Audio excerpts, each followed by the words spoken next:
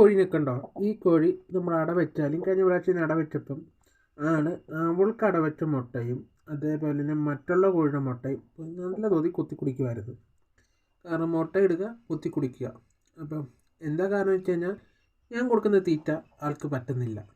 കാരണം ഞാൻ അതേപോലെ കുറച്ചാട്ടോ കൊടുത്തുകൊണ്ടിരുന്നത്. അതാണ് മുട്ട കുത്തിക്കുടിച്ചുകൊണ്ടിരുന്നത്.